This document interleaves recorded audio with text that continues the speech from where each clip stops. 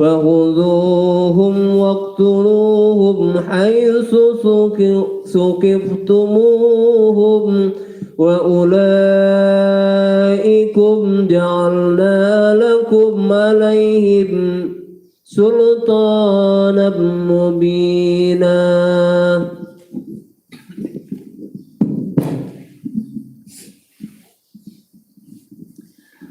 وما كان لمؤمن أن يقتل مؤمنا إلا خطأ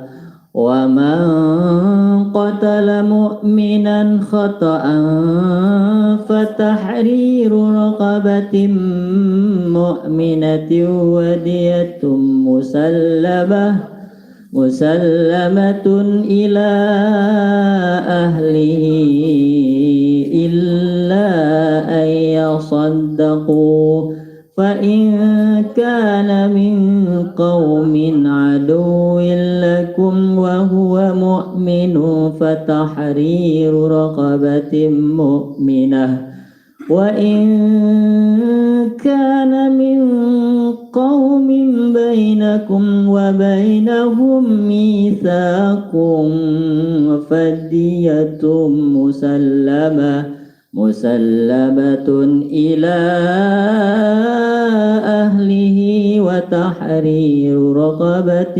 مؤمنة فمن لم يجد فصيام شهرين متتابعين توبة من الله وكان الله عليما حكيما. ومن يقتل مؤمنا متعمدا فجزاؤه جهنم خالدا فيها وغضب الله عليه ولعنه وأعد له عذابا عظيما. يا أيها الذين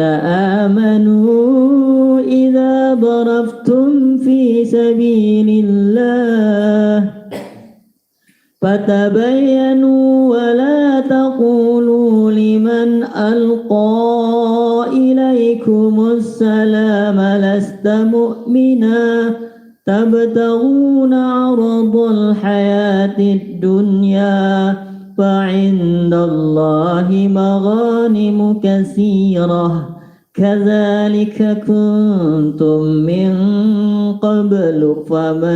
فمن الله عليكم فتبينوا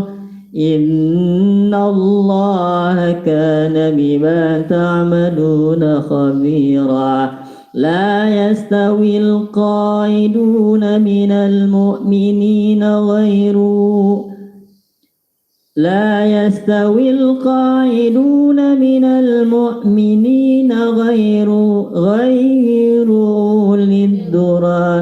أولي الضرار والمجاهدون في سبيل الله بأموالهم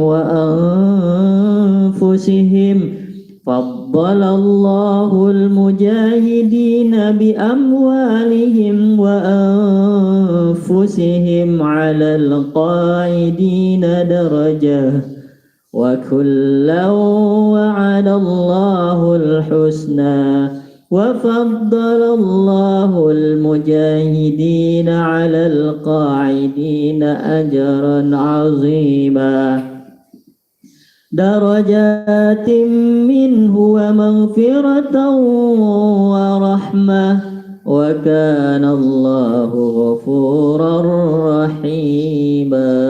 تقبل الله منكم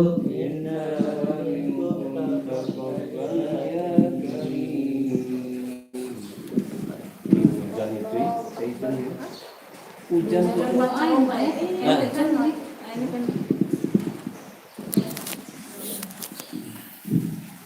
innallazina tawaffahumul malaikatu